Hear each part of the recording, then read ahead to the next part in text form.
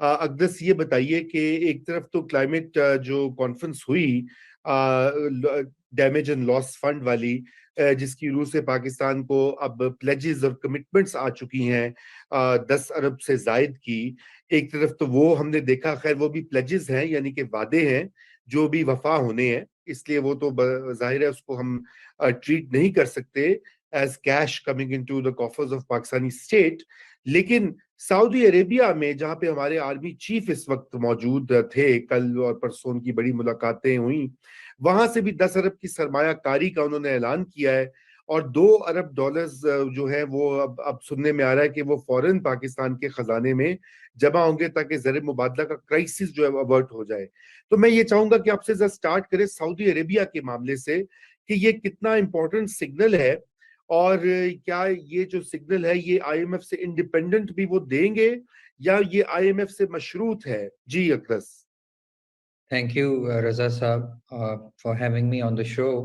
आपने इब्तदाई में बिल्कुल सही फरमाया कि ये जो जिनीवा कॉन्फ्रेंस हुई है, इसमें जो जिस रकम की बात की जा रही है, ये प्लेजेस हैं। और ये प्लेजेस अगर फर्ज कीजिए कि 50-60% आ भी जाते हैं पाकिस्तान, तो ये पाकिस्तान के अंदर जो फॉरेन एक्सचेंज का जो एक क्राइसिस चल रहा है, जो यहाँ पे एक लिक्विडिटी क्राइसिस चल रहा है, ये इसकी मद में किसी किस्म की मदद देने में कामयाब नहीं होंगे, क्योंकि ये एट बेस्ट प्रोजेक्ट फंडिंग है जो कि अगले 3 साल में स्पेसिफिक प्रोजेक्ट्स के लिए आएगी। तो ये जो पाकिस्तान में जो एक कैश क्रंच हमारी इकोनॉमी में जो आ गया है, इसकी ज़िम्न में जो सऊदी अरेबिया ने जो ऐलान किया है कि वो $2 बिलियन एडिशनल पाकिस्तान को देंगे, आई थिंक ये बहुत मददगार साबित होगा और ये बहुत खुशाइंद है। मैं इसको वेलकम करता हूँ and I would like to thank जो वहाँ की गवर्नमेंट है सऊदी अरेबिया की and the people of Saudi Arabia. ये बहुत ही इम्पोर्टेंट हेल्प है पाकिस्तान के लिए। लेकिन मैं साथ ही साथ ये भी समझता हूँ कि जिस तरह से पाकिस्तान की पजीराई या पाकिस्तान की इमदाद जिनीवा कॉन्फ्रेंस में होती नजर आई है, इससे दो चीजें मेरे सामने नजर आती हैं। नंबर वन, कि पाकिस्तान, आप जो भी कहें, पाकिस्तान की जो प्रेजेंट गवर्नमेंट है या पीडीएम की जो गवर्नमेंट है, जिसमें जो मिनिस्ट्री आपके फॉरेन मिनिस्टर हैं, जो आपके प्लानिंग मिनिस्टर, प्राइम मिनिस्टर हैं, Pakistan is still exercising some level of soft power in the world. यानी कि पाकिस्तान का ब्रांड अभी भी कुछ इस किस्म का है कि जिसको हम लेवरेज करके कुछ ना कुछ असिस्टेंस ले सकते हैं। नंबर वन, ये चीज मैं कहूंगा। तो ये मेरा ख्याल है कि ये एक फॉरेन पॉलिसी सक्सेस है गवर्नमेंट की। और दूसरी चीज मैं ये कहूंगा कि एक ऐसी कंट्री जिसको 10 बिलियन प्लस के प्लेजेस मिल रहे हैं दुनिया से, और जिसकी जो क्लाइमेट कैटास्ट्रफी है उसको एज अ पोस्टर चाइल्ड उसको इस्तेमाल किया जा रहा है to show the ravages of climate change, IMF के लिए बहुत बहुत बहुत मुश्किल होगा पाकिस्तान के साथ किसी ना किसी एग्रीमेंट पर समझौता ना करना। तो मैं ये समझता हूँ कि ये आने वाले दिनों में लॉन्ग ड्रॉन आउट नेगोशिएशंस तो रही हैं, लेकिन अब मुझे लगता है कि पाकिस्तान की गवर्नमेंट और फाइनेंस मिनिस्ट्री बहुत करीब पहुंच गए हैं आईएमएफ के साथ उस प्रोग्राम को वापस ऑनलाइन लाने पे, जो कि असल और सही मायनों के अंदर पाकिस्तान के लिक्विडिटी क्राइसिस को दवाम बख्शेगा। लेकिन मुझे अभी भी यही नजर आ रहा है कि इन जून जब ये प्रोग्राम खत्म होता है, तो तब भी पाकिस्तान के शायद फॉरेन एक्सचेंज रिजर्व्स की का नंबर ऐसा ना हो, और हमें शायद, बल्कि शायद नहीं, मेरा ख्याल में एक 60-70% चांस है कि हमें फिर से एक और आईएमएफ प्रोग्राम में जाना पड़े। जी, लेकिन आईएमएफ का प्रोग्राम जो है वो भी तो अभी खटाई में पड़ा हुआ है ना,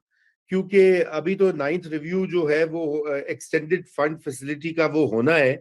वो होगा, उसकी रिपोर्ट जाएगी, आईएमएफ के जो अफसरान हैं वो देखेंगे, फिर वो बोर्ड को पेश करेंगे, फिर बोर्ड उसके ऊपर देखेगा कि कंडीशंस मीट हुई है कि नहीं हुई। मगर इशू ये है कि जो बुनियादी मसाइल हैं पाकिस्तान की शरह तरक्की के, एक्सपोर्ट्स के की कमी के, इंपोर्ट डिपेंडेंस के, गर्दिशी कर्जा जो हमने चढ़ाया हुआ है, सब्सिडाइज जो हम किए जा रहे हैं, वो तो वहीं के वहीं रहेंगे। ये तो टेम्पररी रिप्रीव, एक वक्ती तौर पे एक रिलीफ मिला है, तो इससे कोई तौर पे मतलब जी, तो ये बताइए कि इससे कितने महीने ये चलेगा सौदा, घर का खर्चा बकौले शख्स है? یہ میں عرض کر رہا تھا کہ یہ اگر آپ کو $2 بلین سعودی عربیہ سے مل جاتے ہیں، اور میں جیسے کہہ رہا ہوں، میرا یہ اندازہ ہے کہ ٹھیک ہے تھوڑی سی دیر لگے گی، لیکن IMF کے ساتھ ہماری جو ڈیل ہے وہ دوبارہ آن لائن واپس ہمارا پروگرام آ جائے گا. لیکن یہ تمام تر چیزیں ہونے کے باوجود جو فنڈامنٹل پرابلم ہے وہ وہیں پہ رہے گا کہ پاکستان اپنی ایکسپورٹس کو ایک سسٹینیبل انداز میں ہم نہیں بڑھا پا رہے ہیں، ایون دو ہم نے اپنی امپورٹس کو کافی کم کر لیا ہے. تو جو وہ مسئلہ اگر سالو بھی ہو جاتا ہے ان دا میڈیم ٹرم، تو جن فنڈامنٹل چیزوں کی طرف آپ نے نشاندہی کی ہے، جس کے اندر پرائمریلی اکنامک گروتھ، وہ کس لیے ضروری ہے؟ وہ جاب کریشن کے لیے ضروری ہے، وہ لوگوں کا کوالٹی آف لائف اوپر لے جانے کے لیے ضروری ہے، انفلیشن کو کنٹرول کرنا. IMF کے ساتھ اگر ہمارا معاہدہ ہوتا ہے، جو کہ مجھے ہوتا نظر آ رہا ہے، تو ہمیں انویریبلی اپنے ایکسچینج ریٹ کو اس کی جو ہم جس طرح سے اس کو پروٹیکٹ کرنے کی کوشش کر رہے ہیں، اس کو ہمیں چھوڑنا پڑے گا، جس سے مزید انفلیشن پاکستان میں آئے گی، جو آلریڈی 25% کے اوپر چل رہی ہے، اور پاورٹی میں مزید اضافہ ہوگا، خط غربت سے مزید لوگ نیچے دھکیلے جائیں گے. تو یہ ایک طرح کا، میں یہ لفظ استعمال تو نہیں کرنا چاہتا، لیکن مجھے لگ رہا ہے کہ ہم we are essentially in a perfect economic storm at the moment. جی بالکل. جی سولگی صاحب، آپ کا کوئی سوال ہے اقدس کے لیے؟ میرا سوال یہ ہے کہ یہ تو وہی جگہ ہے، گزرے تھے ہم جہاں سے، یہ تو ہر 2-4 سال بعد ہم یہاں پر پہنچتے ہیں. اس دفعہ البتہ لگتا ہے کہ تاریخی طور پر ایک بہت ہی مشکل صورتحال ہے. افراط زر کے حوالے سے بھی جو ورلڈ بینک کی رپورٹ ہے وہ یہ ہے کہ شاید 70 کے بعد پہلی دفعہ ہم تقریباً 24-25% جو ہے وہ مہنگائی کی شرح تک پہنچے ہیں. تو یہ ٹھیک ہے کہ جو آپ نے اچھی خبریں سنائیں کہ جی ہمارا کچھ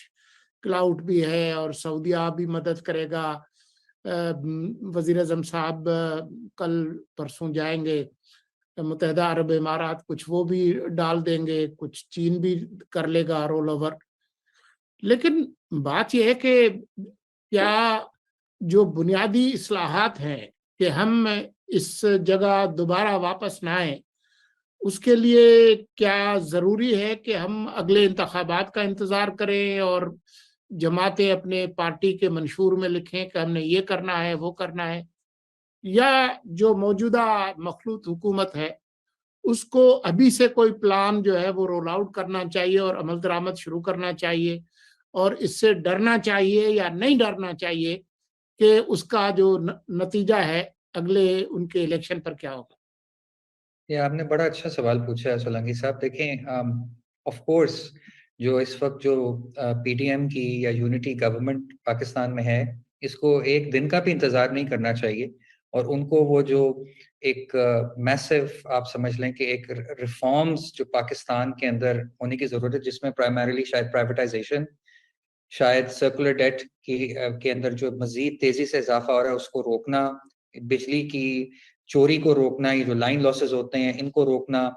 اور جس قسم کے ویسٹیجز پاکستان کے سرکاری لیول کے اوپر ہمیں نظر آتے ہیں ان کو روکنا، اور ہمارے پبلک فائنینسز کو درست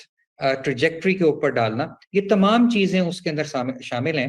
لیکن again this is very easy to say all دس، کیونکہ ہمیں یاد رکھنا چاہیے کہ ہم ایک پولیٹیکل ڈیموکریٹک کانٹیکسٹ کے اندر آپریٹ کر رہے ہیں، جہاں پر ان تمام پولیٹیکل پارٹیز کے اپنے سیلفش انٹرسٹس ہیں. اس